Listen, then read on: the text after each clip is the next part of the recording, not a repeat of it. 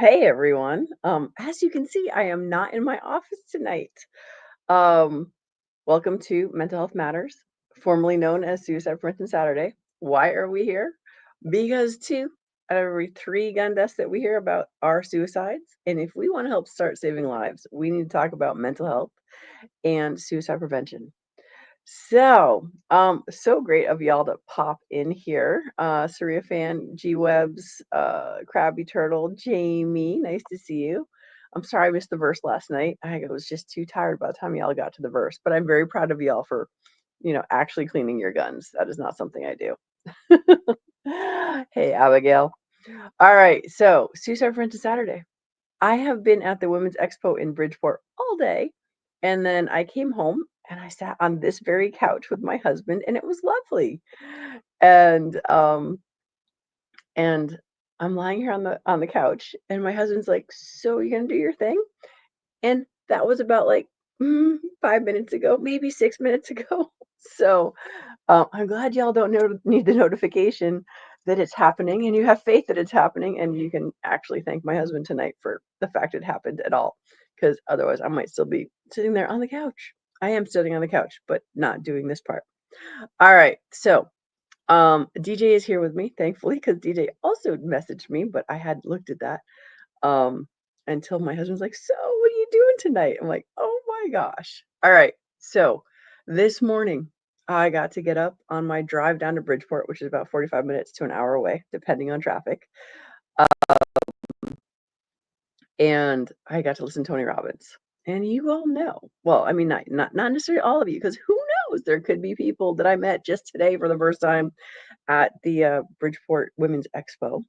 So when I listen to Tony Robbins, it reminds me of the stuff that I already know that I may or may not have remembered to share with you guys. What I started to say is because I have DJ in the back, I'm going to not look at the chat because I'm already a little bit, oh my goodness. So, chocolate cake. I don't know if y'all saw that in the description. I promised someone some discussion about chocolate cake.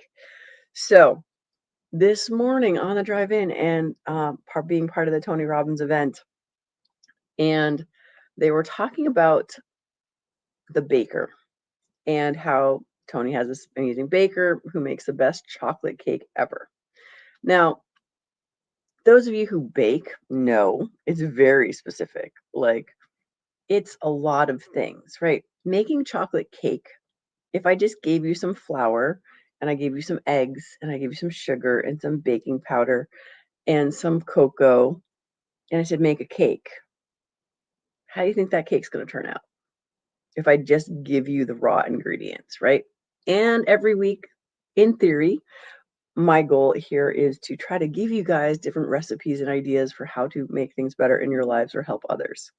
So when we actually talk about it like a recipe, so I've given you some chocolate, you've got some flour, you've got some eggs, whatever else, butter maybe, cream, milk, some kind of liquid, and I just give that to you. Are you going to be able to make a cake? Most of us are going to say no, we cannot. And everyone loves chocolate cake, which is why we use the chocolate cake recipe.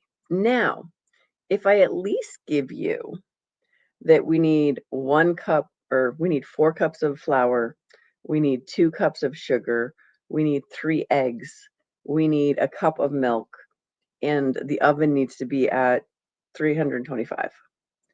So, are you going to be able to make the cake? The answer is maybe, right? Because now we have specific quantities of the things, but we may not know in what order. And if you're a baker, yes, most of us kind of know that you put dry ingredients and wet ingredients and then you put them together. But if you're not a baker and I just gave you all of the things, even if I give you the right amounts, you're probably still not going to come out with an awesome chocolate cake. Oh, I forgot the cocoa. We obviously need cocoa if we're going to have a chocolate cake. So when we're talking about recipes, there's lots of stuff that goes into it. Now, if I tell you the ingredients, I tell you how much of the ingredients, and then I say, well, this one goes first, and this one goes second, and this one goes third. Stir these things versus fold these things. And for those, again, those who are not bakers, folding is when we gently move around the bowl and just kind of meld things together. Stirring is like what you do to your coffee to make it the same color if you put cream in it. And it is not the same as folding.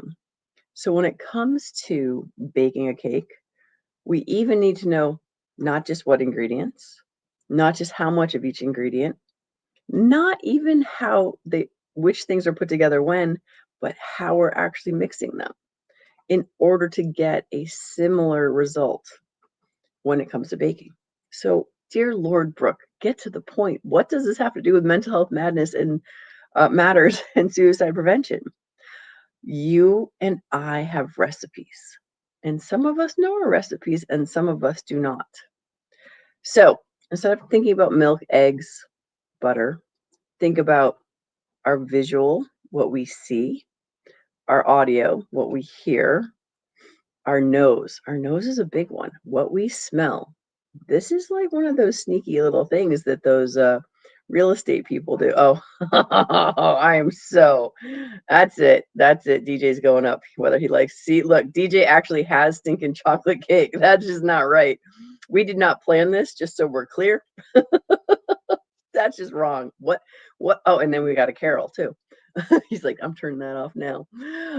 That is hysterical, dude. All right, Hey, so we did. you know, Yes. could it be more serendipitous? We didn't talk about the fact that my mom baked one of those or that I was out to see her this last week, but I've No. just been scrambling between writing people's names down, running over, grabbing a piece of cake, putting it on a plate, then trying to pose it as best as possible. Just like Uh, we are all about the live tonight, folks.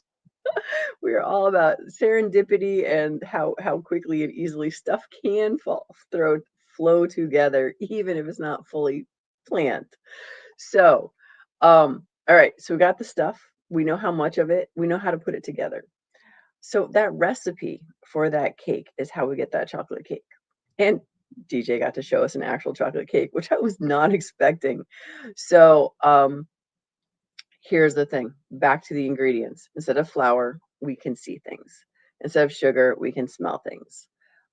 Instead of the milk, we can taste things. We can feel things with our hands. So audio, what we can hear also.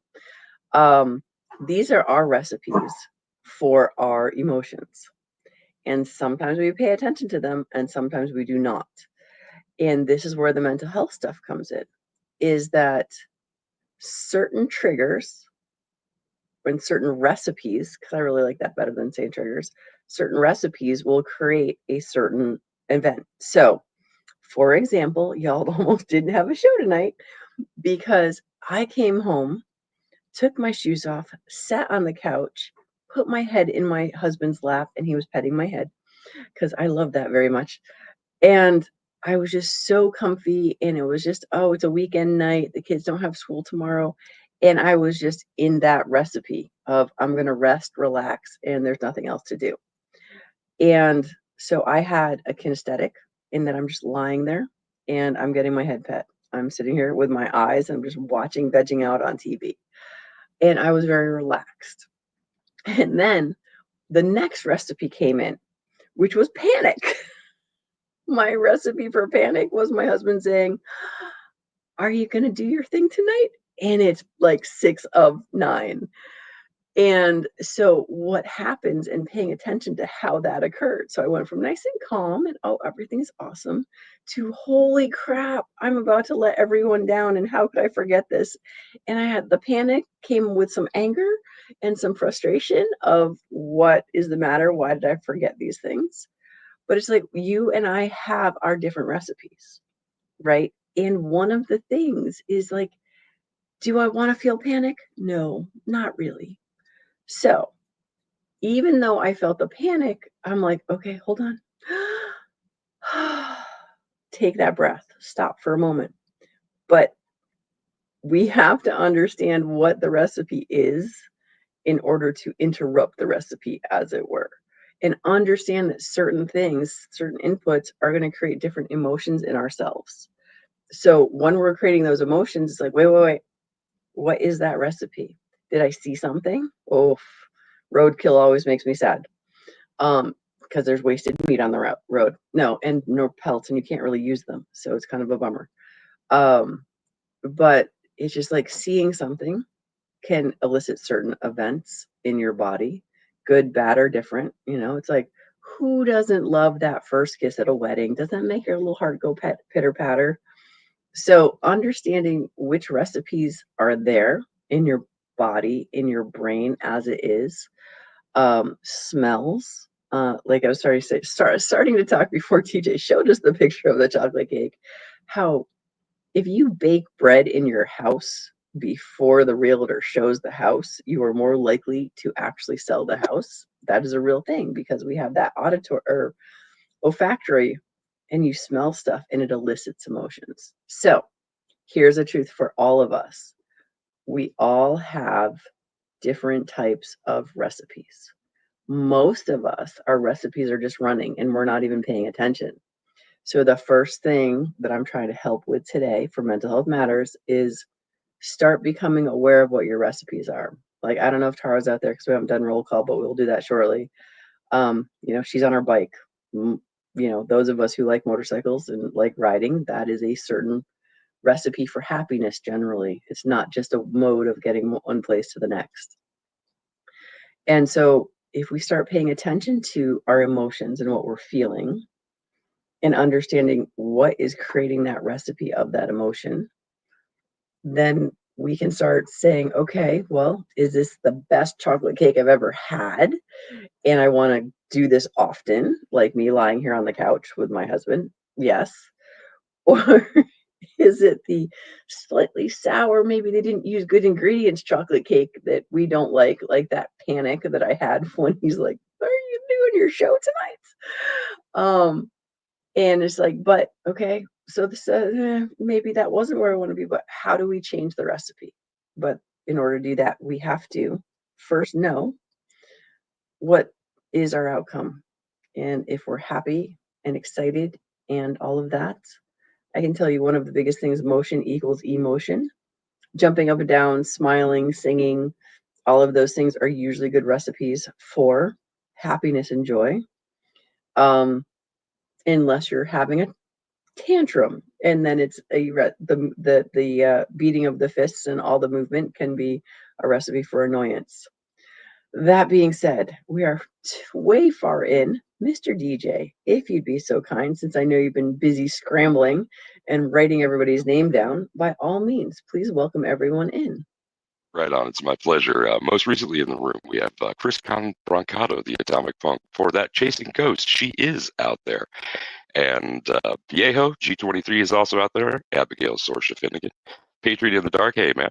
Hillbilly Up's out there, so is Gizzard Gary, Jorge Diaz, JBJ586, The Krabby Turtle, Sorry Fan 93, Gun Websites. And when I hear that, or I feel that pitter patter in my heart because I'm seeing the first kiss or whatever, I'm closer to the comment that'll bring up later from Patriot in the Dark. And that's the pitter pat of my heart beating faster because I'm running for the door. All right, go ahead and bring up whatever you have. Patriot in the Dark saying, when I see that first kiss, I hear another one bites the dust for some odd reason. Doom, doom, doom. Yeah. And here's the hello from Chasing Ghost saying she's fading. Try to stay awake for this. And that panic is a familiar experience for everyone. Also, she has lots of recipes. Exactly. Yeah, so as far as that goes, it's just sorry, DJ. Here, I'll keep my hands off. Go ahead, push the button. Are you happy now? Okay. But yeah, it's the other part about being a teacher in general, right? No matter what you're teaching, is that we are trying to take the known to the unknown. And so that's why we started talking about chocolate cake. Because I'm pretty sure most everybody watching this has had chocolate cake at some point, right? Did it make your mouth water a little bit when we showed the picture of TJ's chocolate cake? That was perfect. But we take the known, something that we understand, and to the unknown, which is starting to pay attention to the fact that we have recipes for everything in our life. We have patterns for everything in our life. And they can be supporting us and helping us move on, like clean eating, exercise, drinking water, getting sleep. And we have those things that don't support us, like thinking that we're a wreck, not worthy, someone else will take care of it, something, all of those things. And it's just like we run on autopilot because unfortunately we often are human doings versus human beings, and we're running from thing to thing to thing to thing, which is why, like today, coming home from being at the Women's Expo from 10 to 3 and basically talking almost nonstop for the entire time, like hitting the couch was awesome. And and it was like I met lots of awesome people. The ladies were excited, the guys were excited. It was a good time, but at the same time, it's just like it's a lot. And at one point, I thought I was losing my voice because I did not bring a lot of stuff with me. All right, I see the stars. I see the stars. Okay, so Patriot in the Dark. My daughter changed her recipe about 3 years ago. She's got her full ride scholarship, 180 change. Yeah. So again, back to we have recipes that support us and we have recipes that don't. And the other part that's really hard, especially being like a parent, is understanding that we can't necessarily teach anybody else how to cook, right? As parents, we can give our best advice. We can offer up our recipes that they may or may not help with, but you are the only one who's actually in charge of your recipe because no one can change your recipe.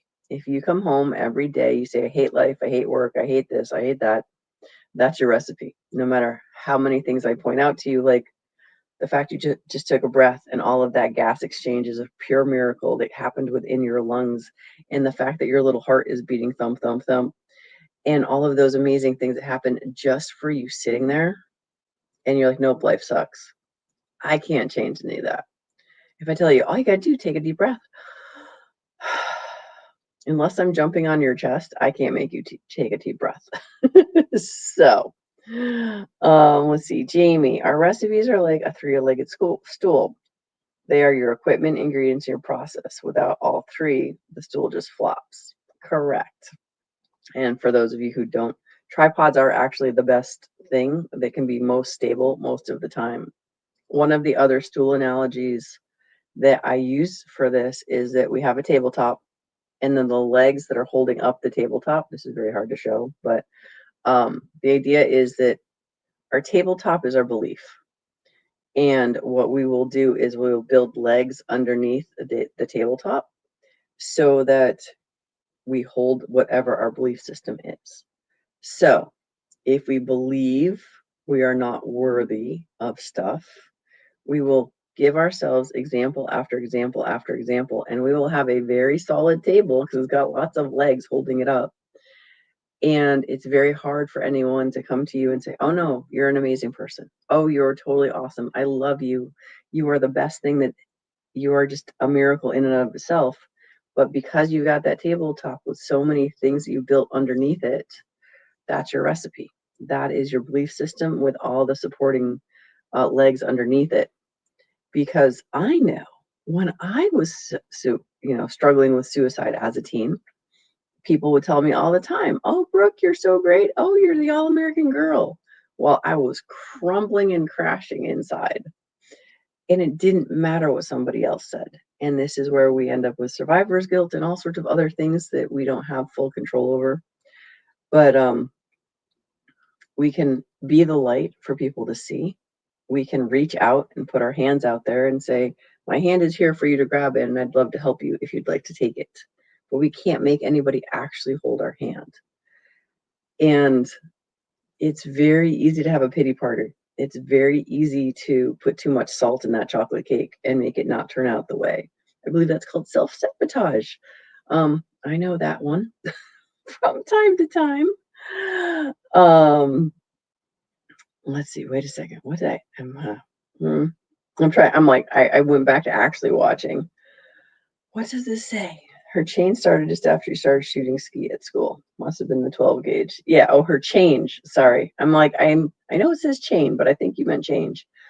I tell my students all the time, actually, how zen the act of shooting is.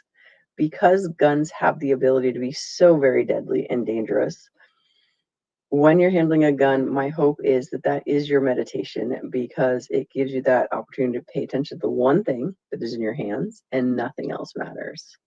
I actually know a lot of parents who use shooting as a focus point for their ADHD kids, and it's worked out well for a lot of them. Uh, and then Viejo with there's another three-legged stool: firearms, ammo, and shooter. All three must interact properly for the stool to stand firm. Yes. And we talked a lot about learning today and general, what do I want to say? Just general practices back to the learning stuff, the known versus the unknown. And it's very easy for us to ignore our general everyday life, right? The things that we just do on autopilot, basically.